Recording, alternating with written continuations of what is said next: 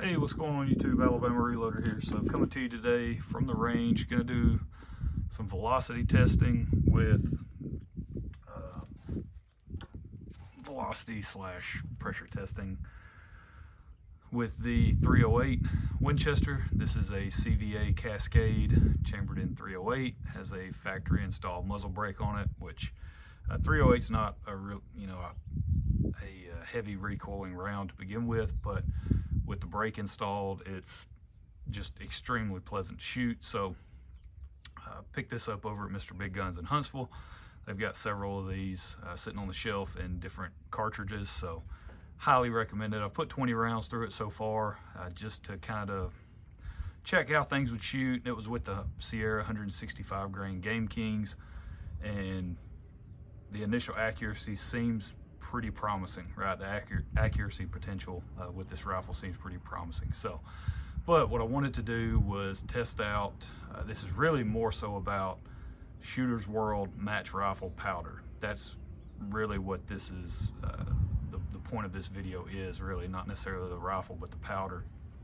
And a while back, I actually picked up 16 pounds of that stuff. Graphs had a sale going on. They had gotten some in, and they had it was like 175 bucks for an 8-pound jug, and reached out to my brother, and he was like, yeah, I'll go in half on one of the 8-pounders if you want to.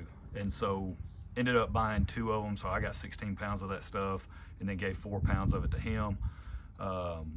So yeah, I've got quite an abundance of this powder on hand. But what's good about it, from what I understand and what I've been told, is that it is essentially a clone of Accurate 2520. Now, I was told that by someone who actually works for Shooter's World powder. So I kind of put a little weight and stock into that individual's comment. So, and what's nice about that is I love Accurate 2520 for things like 223 Remington, 6mm arc, 6.5 Grendel, 308. It's a really good velocity powder. If you're looking for that, if that's a desired goal of yours in one of those cartridges, then you need to look at Accurate 2520 or Shooter's World match rifle. So that's the whole point of this. I've got 5 different bullets loaded up. Going to be shooting 10 rounds of each, and I mean, we go as light as the Hornady 110 grain VMAX up to the Barnes 175 grain match burner. So I've got a 150 mixed in, a 165 and a 168. So yeah, that's about it. I'm not going to show all the shooting just because it's going to take me a while to go through all this, trying to let the barrel cool, and I'm not just going to fire 10 in a row super fast. So but we're going to start off here with I may just start somewhere near the higher end of the bullet weight range. I'll go with the Barnes 168 grain tip TSX. So yeah, let's start there. And I got all my notes written down. This first shot will be at 44.2 grains, and I'm going in 2/10 increments on everything that I shoot. I increase in 2/10. So we're going to start at 44.2, and we're going to end at 46 grains. So let's see what kind of velocity we can get. And I don't want to push it too hard. So I mean, if I start to hit some pretty high pressures and run into issues, I'm just going to stop, pull the bullets, right? That type of stuff. That's going to be the case for each one of these. Really, it's just trying to figure out what velocities I can achieve safely, and then with these different bullets, because Shooter's World, their load data, they don't really have a whole lot of variety for 308 with this powder.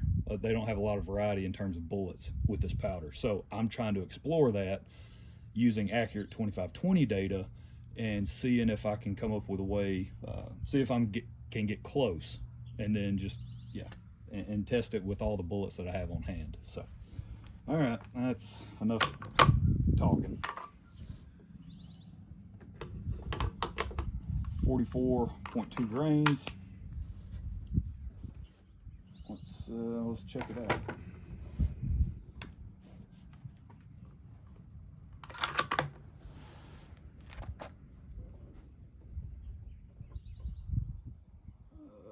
Got to figure out where I want to shoot on my target down there.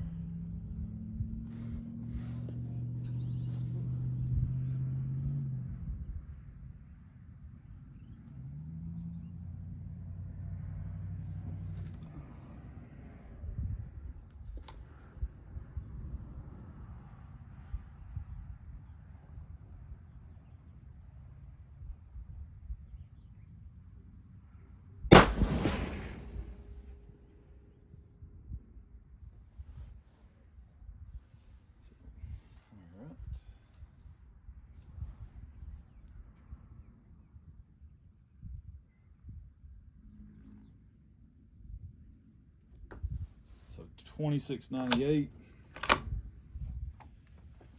with that first one, no heavy bolt lift. Now I am running Alpha Munitions brass, and this is small primer pocket brass.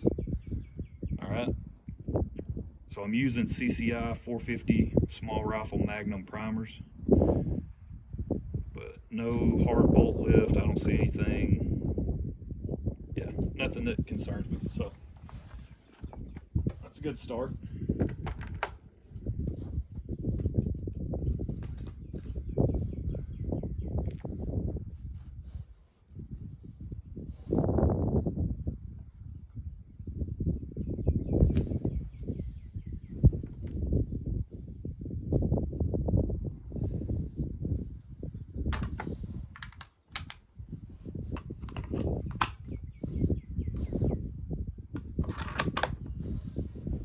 So 44.4 grains.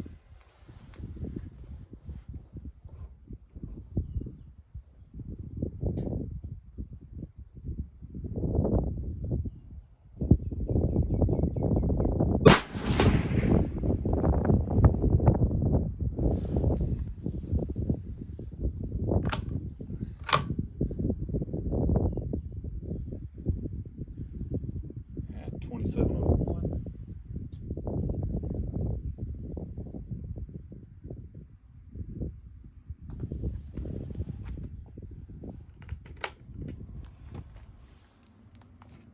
And I'm basically wanting to do this, make sure you guys can see it, pretty much like kind of some of the videos I posted with the 30-06 and the Shooter's World 4350. So it's really more or less just for my own education and load data and that type of stuff.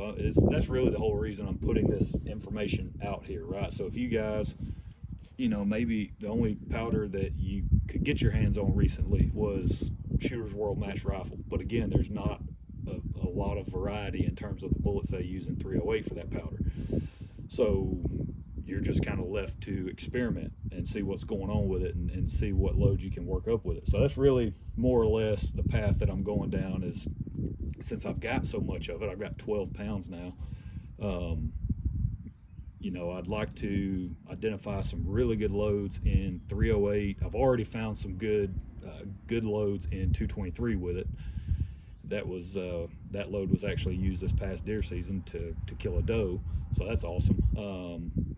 And then of course, you know, 6R, 6.5 Grendel, but in 308 for sure, and probably 7mm 08. I bet it'd be a good powder option in that one as well. So that's really the reason. You know, got a lot of the powder on hand. Might as well put it to use. Now we're at 44.6.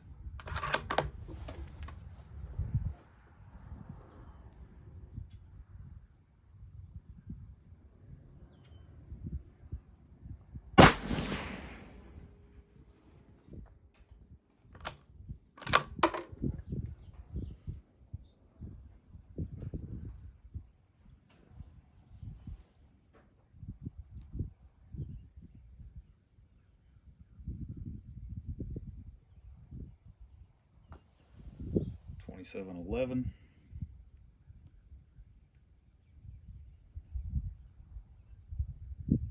I'm perfectly fine with staying, you know, not seeing massive velocity jumps or erratic velocity. I'm hoping that's not what we see out of this powder.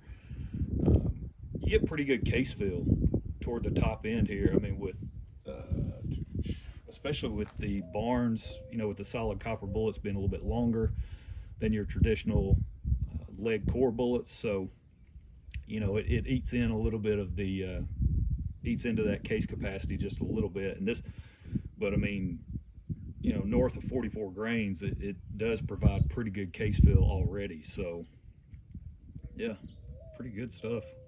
And with it being a ball powder too, that's another thing. If you say you're wanting to load bulk, you know, like in 223 or anything really, say you find a really good hunting load and you just want to run, you know, that has a pretty forgiving window in terms of charge weight around it, you're in a good tolerance band there, then you could run this stuff through a progressive and, you know, and through a powder measure, no problem. It's a ball powder, so it meters extremely well. Really good characteristics there. So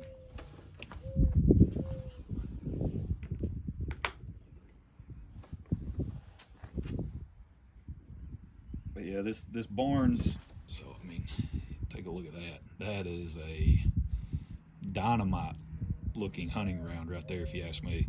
So yeah, I'm a huge fan of Barnes bullets. I'm really hoping that I can find a good load. I'm down to 11, which is weird. I have 11 of these 168 grain tip TSX bullets. I've got 11 of them left. I'm going to shoot 10 of them here today, so I've only got one. I have no idea why I have 11, but yeah, so once I get my velocities here, I'll probably get some more of these on order and then begin load development with them. I'm a huge fan of Barnes bullets for hunting applications. Just, yeah, it doesn't get much better. Between them and Spear, those two top notch. I mean, of course, Sierra. I mean, everybody makes a good hunting bullet, but just in my personal experience, if I had to load up one bullet for a one shot, one kill, it's going to be either a Barnes or something made by Spear. Just that's my personal preference. So, all right, next up, we got 44.8. So this will be our fourth shot. Let's see, camera's been running for a little while, or phone's been running for a little while. Barrel's still nice and cool.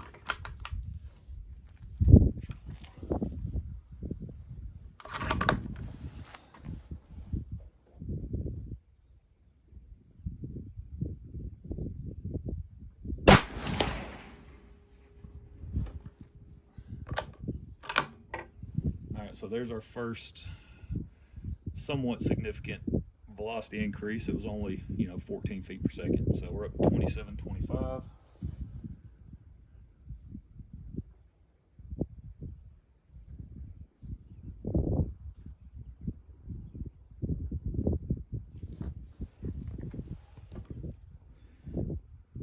Still no alarming pressure signs. Bolt lift was nice and easy. Which, if I had a velocity goal on this in a 308, 168 grain bullet, you know, it would be nice if I could get this consistently, you know, over 2,800 feet per second without fear of excessive pressure or anything like that with this powder. I'm hoping that it's doable. I feel like it would be doable. Because I know in what was it, in 30-06, if you guys will go back if you're interested in that, I worked up a load for a buddy of mine. He was going to go elk hunting out west, and he actually smoked a really nice bull elk with the load that I worked up for him. But it was the same bullet, so Barnes 168 grain tip TSX. It was in his 30-06 with Ramshot big game powder, I believe. But I had that load north of 2850. It was right around, I believe it was right around 2,900 feet per second. Something like that, maybe. I think it was right around 2,900 feet per second. And that's a dynamite load. I mean, he's a big fan of that particular load. So But this bullet, you know, if we could get it in 308, if we can push it above 2,800 feet per second, I feel like we're doing something. So, yeah. That should make for a killer hunting setup. And this rifle in general too, in the configuration that I have it in right now, it's the heaviest setup that I own. The rifle itself isn't overly heavy. It's just the fact that I have some SWFA rings, which are super beefy. They're 6 screw rings, and then I've got the Swamp Fox Patriot 4-16 by 44 first focal plane scope on top. So a little bit heavy on the optic side. When I transition this over to a hunting setup, I'm going to take that off. I'll get some 1-inch rings, some lightweight 1-inch rings, and I'll put a SWFA ultralight 2.5 to 10 power scope on here, and that should lighten it up a decent amount. So make for a great hunting setup. All right, next up, 45 grains.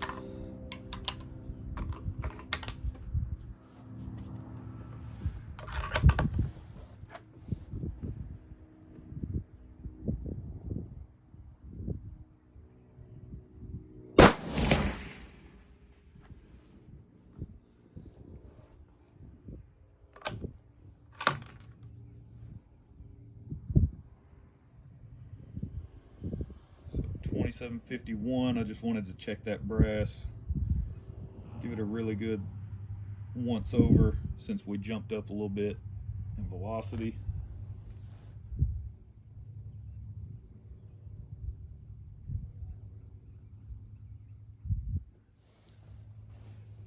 But nothing that's too concerning, really nothing that's concerning, period. So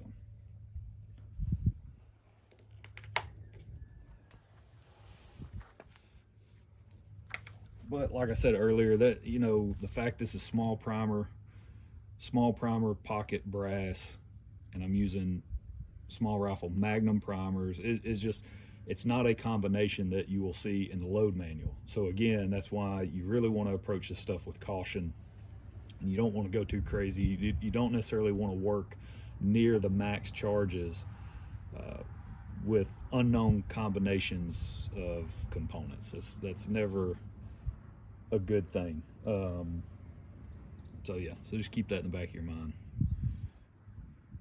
But I really like this Alpha brass, really good stuff. Really spendy too, but it's good stuff.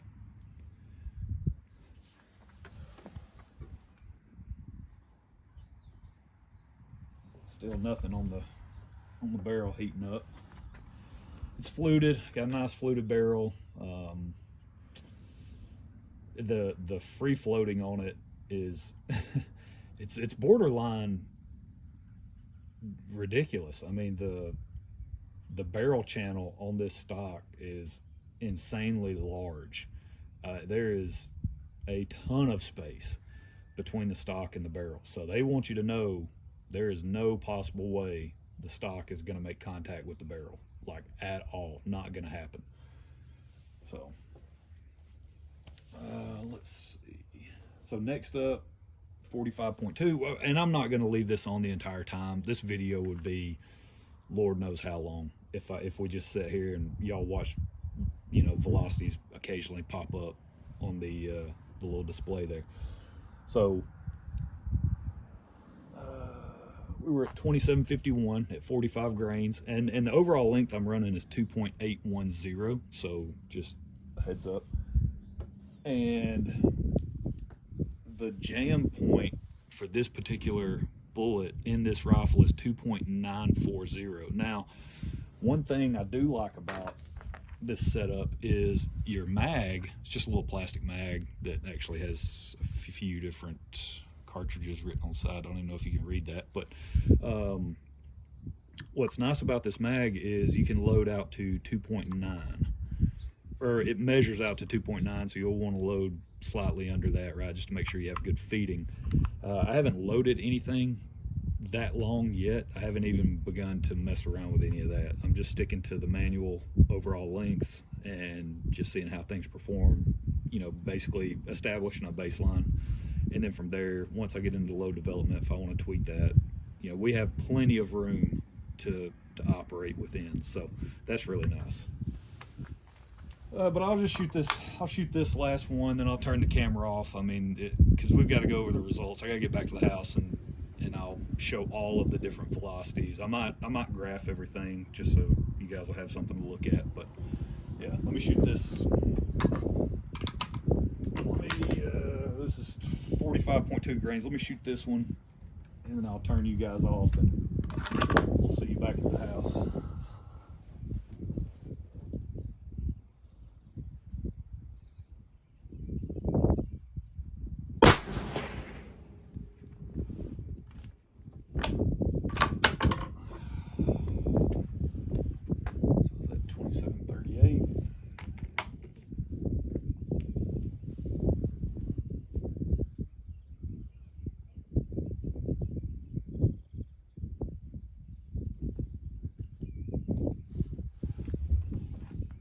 So again, no issues with pressure. Everything is still looking great, no problems. The group is not good, but that's okay. I'm not necessarily expecting it to be. So, but yeah, that's where we're gonna leave it with this portion of the video. So you guys hang around for all of the results if you want to check that out. Yeah, so y'all stay tuned. All right, so we're back at the reloading bench. We're gonna go over the velocity results that I got, because I think we've got some pretty good stuff here with Shooter's World Match Rifle. And speaking of powders, I mentioned earlier in the video, you know, I was talking about the rifle that I have that I was actually shooting this test with, the CVA Cascade chambered in 308, and there's going to be a review on that at some point in time, just don't know when. But initial thoughts, I've put 50 rounds through it so far. Absolutely love it. I don't have a bad thing to say about it. So, and what's even better is you can go pick one up at Mr. Big Guns in Huntsville, which is where I got mine, and I believe they have them on sale right now. So run down there and get you one. And then also, while you're at it, go get some powder from those guys, because they're running a 15% off sale on their powder. Like I was telling y'all in another video, they had a huge shipment come in. They've got H1000 sitting on the shelf, Varget sitting on the shelf, the new Winchester Stay Ball Match sitting on the shelf. I think they got Stay Ball 6.5. Yeah, I mean, just, yeah, a lot of accurate powders sitting on the shelf. They've got a few Alliant Reloader powders on the shelf, but nothing that really everyone's looking for, right? Like Reloader 26, any of that stuff. They don't have any of that. So, but back to the topic of this video, which is Shooter's World Match Rifle powder for the 308. Again, this is supposedly a clone of Accurate 2520. And when you go and you start looking at some of the load data, right, for 308, so this is the Barnes manual. It's like the 4th edition or something like that.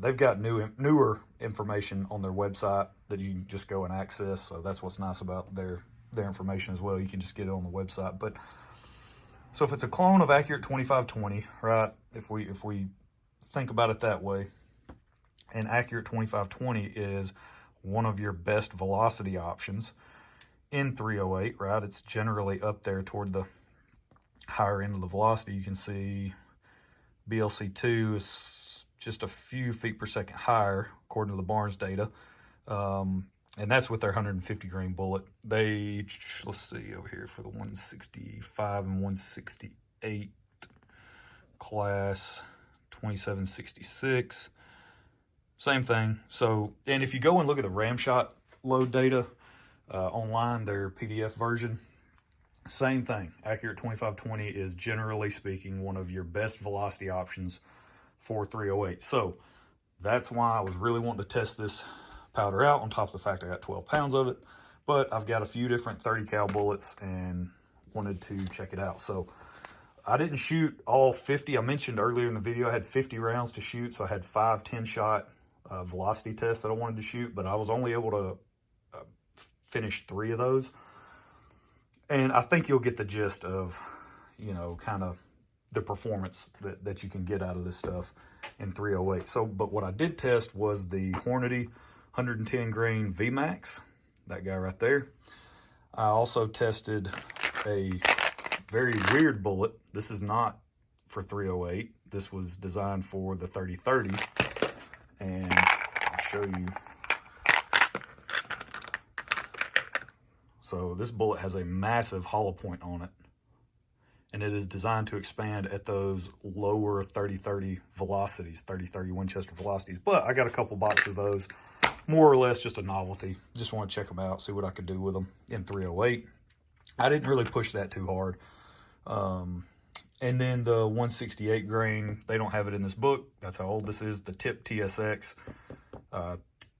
Shot those as well. So 2 Barnes bullets and the 1 Hornady 110. So 110, 150, and 168.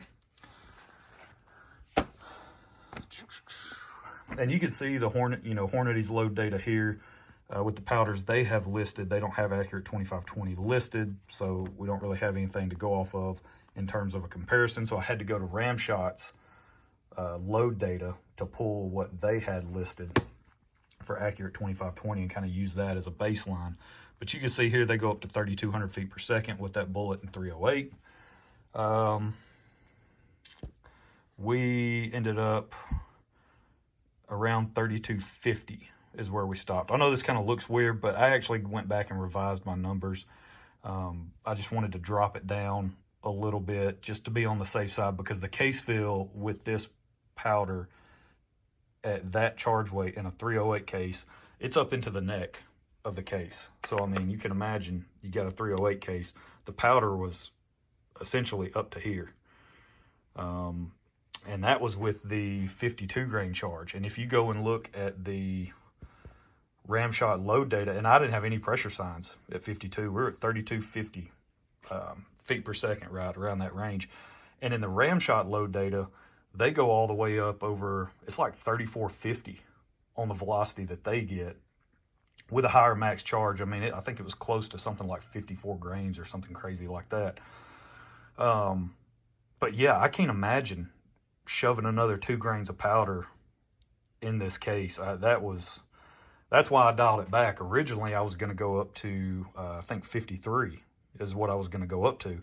But then once I started dumping these powder charges, I was like, yeah, no, let me dial it back and just go up to 52. So, but yeah, great velocity option there. You can see we're above the book velocity. Again, no pressure signs. Now that's just my rifle, this Alpha Munitions brass, small primer pocket with, this is not one of the pieces from the other day, so I don't think I blew a primer, but yeah, just no pressure signs, using CCI 450 small rifle Magnum primers. Great stuff. Really not much else to say there. We started at 50.2 grains, working up in 2/10. The jumps probably could have been larger, right, at that charge weight level.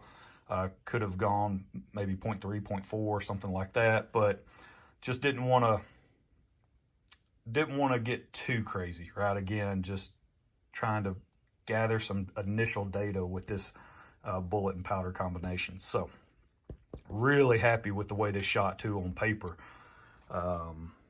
The 168 and the 150 didn't shoot that great. I don't really care about accuracy because I've got my Magneto Speed Sporter chronograph hanging off the end of the barrel. So accuracy, I take that with a grain of salt when I do these tests.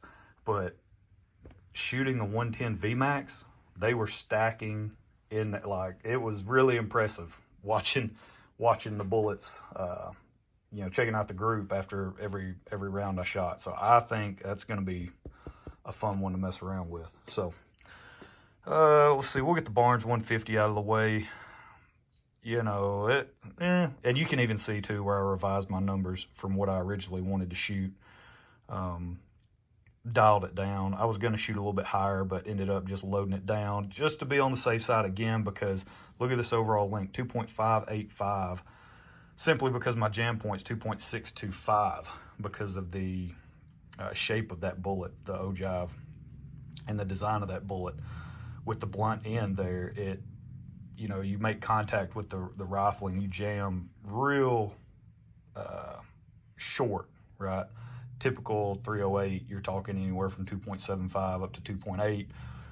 So loading it all the way down to 2.585, you're obviously going to be eating up quite a bit of case capacity with that bullet. And so I just didn't want to go too crazy with my charge weights. I didn't really want to take that chance.